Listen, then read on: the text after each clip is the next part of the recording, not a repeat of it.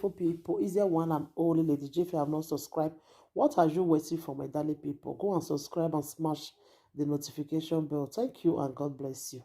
My darling people, today's topic now about one girl we just all those big men there.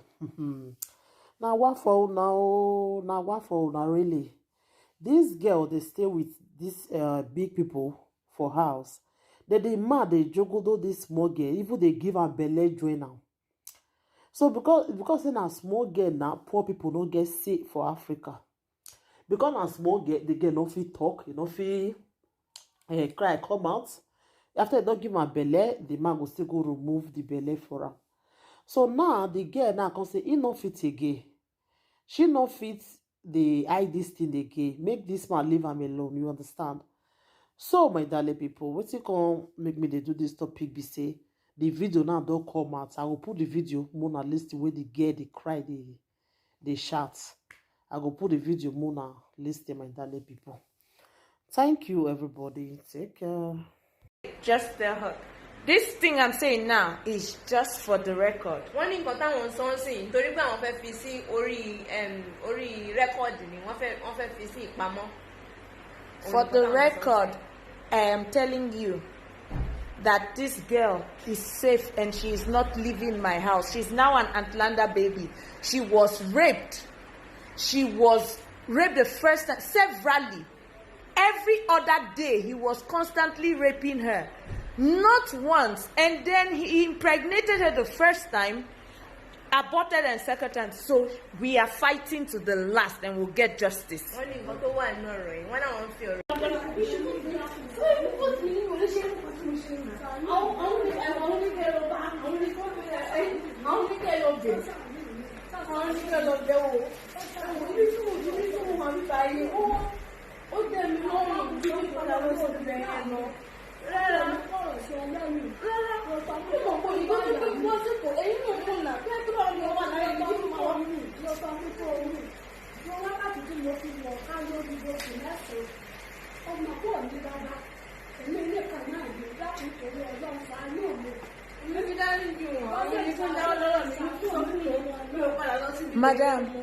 Madam, Ruth, come and interpret for me.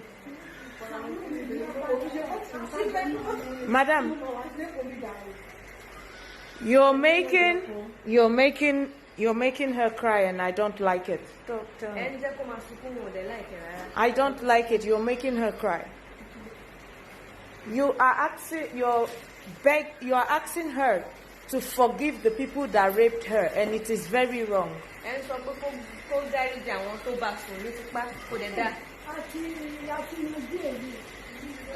What did she say? She has confused that she should just have mercy on her. What they did is a crime. What they did is a crime.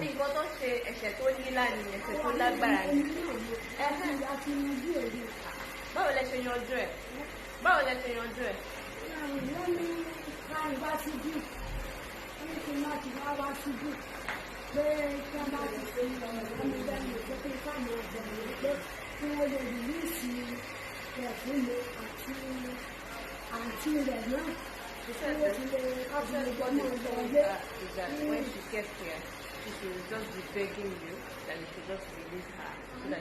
But the reason why you sent this girl to go and be a house help is because you said you were living in the place in your late husband's place, and you had no money to feed her or send her to school because you don't have a farm and you were suffering. That's why you sent her to be a house help for someone.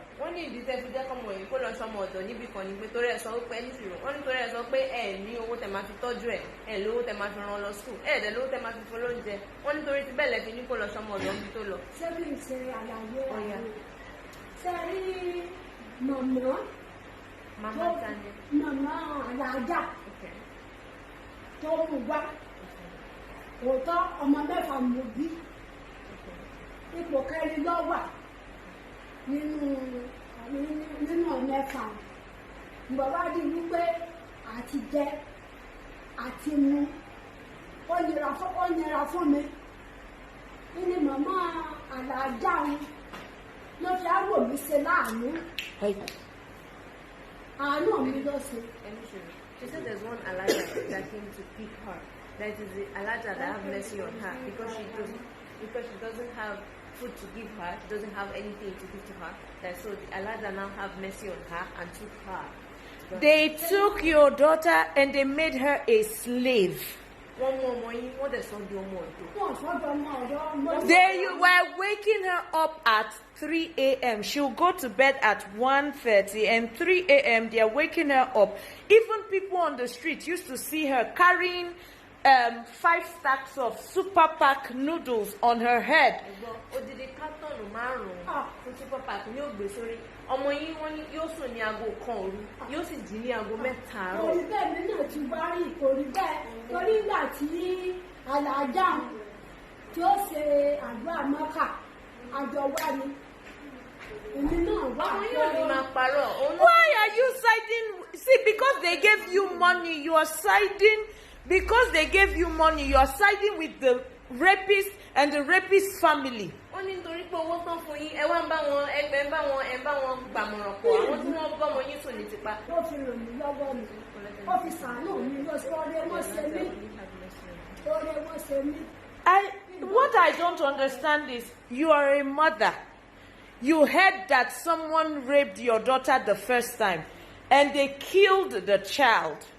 And then the same person, they made sure she stayed in the same house, used her as a slave, and they impregnated her the second time. And they took her to abort, and you are begging on their behalf. Wọ́n ní nǹkan tí ò yá àwọn nísìnyí pé ẹ̀yin ni ìyá ọmọ yẹn ẹ̀yin lẹ bí ọmọ yìí. Àwọn tẹ̀lé ń sọ tẹ̀ ń ṣáìdì tẹ̀ ń sọ tẹ̀ ń bẹ̀bẹ̀ nítorí wọn yìí. Wọ́n ní wọ́n ti pa ọmọ kan mọ́ ọmọ yìí wọ́n ti kọ́kọ́ mú ọmọ kan ti pa nípa ẹ̀. Ẹlẹ́ẹ̀kejì wọ́n tún ṣe lé ìbámu ẹ̀ tó wọ́n bẹ̀bẹ̀ nítorí tiwọn. Kò fẹ́ sọ òtítọ́ fún yìí kí ni ìgbọ́n tó ń wí. Kò fẹ́ sọ ẹni tó ó kò dùn pa lọ sí ìbẹ̀rẹ̀ lẹ́nu. Lọ́wọ́ pa lọ sí ìbẹ̀rẹ̀ lẹ́nu máa sọ fún gbogbo yẹn jáde. Òun kò lè parọ́ ẹ̀. Òun kò lè parọ́ ẹ̀ fún kó lù ú ṣe tálá òun kọ́ ló ń ṣe tẹ́lẹ̀kejì. Ẹ ò mọ́mì mi ò lọ. Ó ní òjìyàn wípé òun lọ sẹ́yìn ìwé ẹ̀. Ṣùgbọ́n wípé wọ́n sáré tún wọ̀ sẹ́yìn kò kò lè ṣe orí rẹ̀. Ta ló wá ṣe? What is the meaning? Wait, boss second. The guy agreed that she impregnated her the first time and even the second time. But what the guy did not put her is the guy did not know when they took the pregnancy out of her the first time. She is a child. She is underage. Do you know that he used to threaten her? He will come in the night, threaten that he will beat hell out of her if she doesn't sleep with him. And that's what she was doing over and over.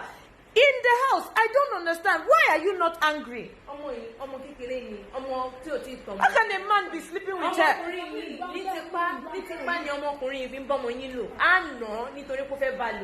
Ẹ̀tún wọn ṣáìdì wọn ẹ̀tún dúró tí wọ́n sì gbé nǹkan ṣe dáa. Ṣé bẹ́ẹ̀ ilẹ̀ bí ọmọ yìí? What is yín pẹ̀lú tàlájà? Àwọn alájà náà mọ náà pọ̀ ni. Sọ́mọ yóò ṣara yín ni, ṣé ìkọlẹ̀ bí ọmọ yìí? What did she say?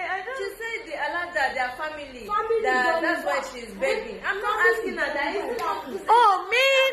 Listen, how can you be siding and begging on the behalf of people who did not just sexually abuse your daughter, put her life at risk, and tortured her? They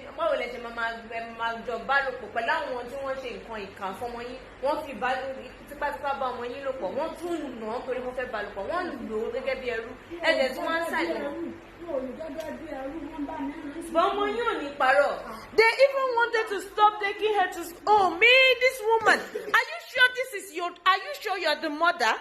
Are you sure you're the one that delivered this girl?